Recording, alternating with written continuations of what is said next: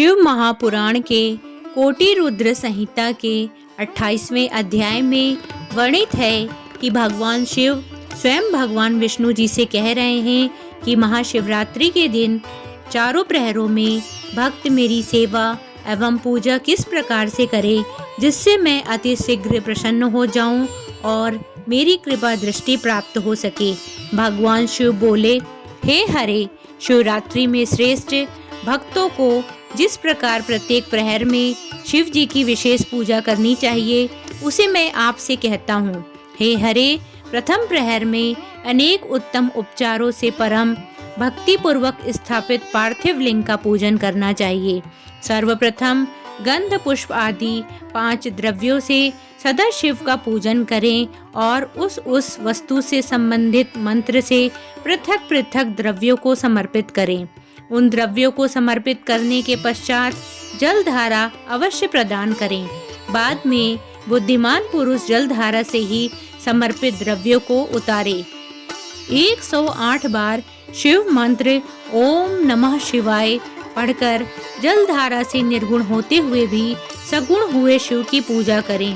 गुरु के द्वारा दिए गए मंत्र से शिव की पूजा करनी चाहिए अथवा नाम मंत्र से ही सदा शिव का पूजन करें। सुगंधित चंदन, अखंडित अक्षत तथा काले तिलों से परमात्मा शंभु की पूजा करनी चाहिए। 100 पंखुड़ियों वाले कमल पुष्पों तथा कनेर के पुष्पों से शिव का पूजन करना चाहिए। शिव के 8 नाम मंत्रों से शिव जी को पुष्प अर्पित करने चाहिए।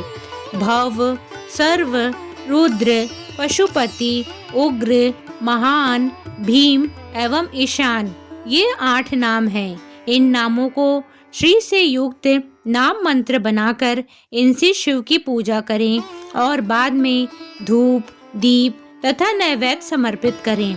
विद्वान को चाहिए कि प्रथम प्रहर में पकवान का नैवेद्य समर्पण करे तथा श्रीफल से युक्त अर्घ्य देकर तांबूल समर्पित करे।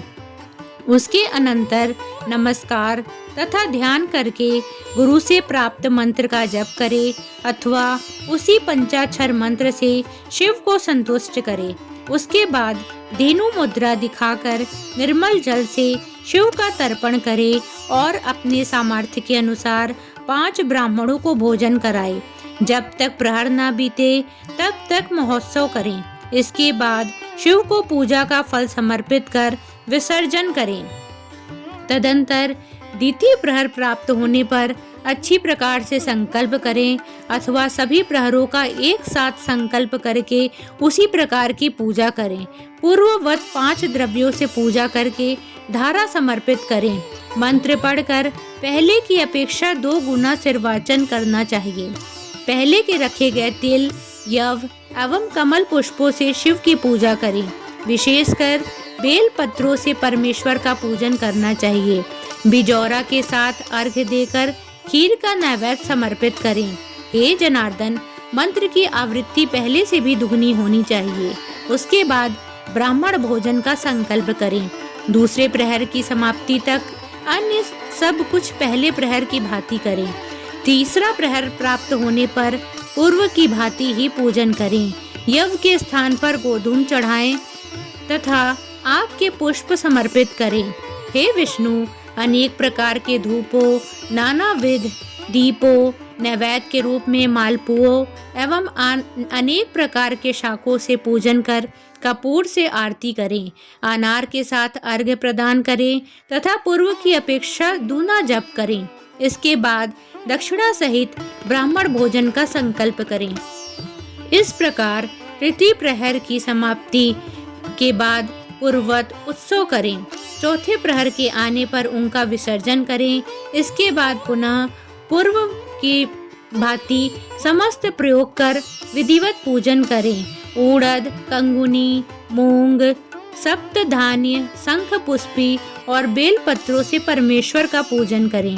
अनेक प्रकार के मधुर पदार्थों से बना हुआ नैवेद्य अर्पित करें अथवा उड़द के पकवान से सदाशिव को संतुष्ट करें। हे हरे, केले के फलों से युक्त शिव जी को अर्घ्य प्रदान करें अथवा अन्य विविध प्रकार के फलों से अर्घ्य प्रदान करें। सज्जन पुरुष पहले से दूना मंत्र जप करें। उसके बाद विद्वान को चाहिए कि यथाशक्ति ब्राह्मण भोजन का संकल्प करे।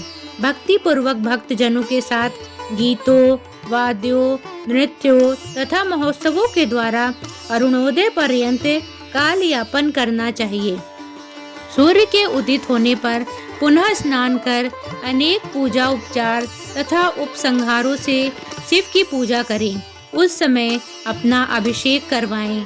पुनः अनेक प्रकार के दान देकर प्रहरों में संकल्पित ब्राह्मणों एवं सन्यासियों को विविध प्रकार का भोजन कराएं।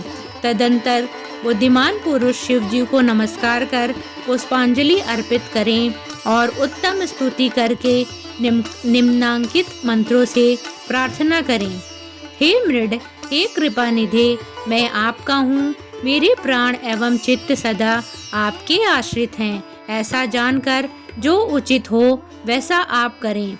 हे भूतनाथ, मैंने ज्ञान से अथवा अज्ञान से जो भी जप पूजन आदि किया है, कृपा निधि होने से उसे जान करके आप प्रसन्न हो। हे प्रभु, इस उपवास के द्वारा जो फल प्राप्त हुआ है उससे सुखदायक आप शंकर देव प्रसन्न हो। हे महादेव, मेरे कुल में सर्वदा आपका भजन होता है। मेरा जन्म उस कुल में न हो जिसमें आप कुल देवता न हो। इस प्रकार पुष्पांजलि समर्पित करके ब्राह्मणों से आशीर्वाद एवं तिलक ग्रहण करें। इसके बाद शिव का विसर्जन करें। हे विष्णु, जिसने इस प्रकार मेरा व्रत किया, मैं उससे दूर नहीं रहता। उसके फल का वर्णन नहीं किया जा सकता और उस भक्त के लिए मेरे पास कुछ भी अदेय नहीं है। जिसने अनायास भी इस उत्तम व्रत को किया, उसमें मानो मुक्ति का बीज ही अंकुरित हो गया हो। इसमें संदेह नहीं करना चाहिए। मनुष्यों को प्रत्येक महीने में भक्ति पूर्वक यह व्रत करना चाहिए। तत्पश्चात इसका उद्यापन करके मनुष्य सांगोपांग फल प्राप्त कर लेता है। हे विष्णु, इस व्रत को करने पर मैं शिव निश्चित रूप से सारे दुखों को दूर करता हूँ और भोग, मोक्ष तथा संपूर्ण वांछित फल प्रदान करता हूँ। भक्तों, अगर आपको हमारा वीडियो पसंद आया होगा तो हमारे चैनल धाम गाथा को लाइक, सब्सक्राइब और शेयर करना ना भूलें। आपको इसे सुनाने में मुझसे कोई भी भूल हुई होगी तो मैं क्षमा प्रार्थी हूँ। हर हर महादेव।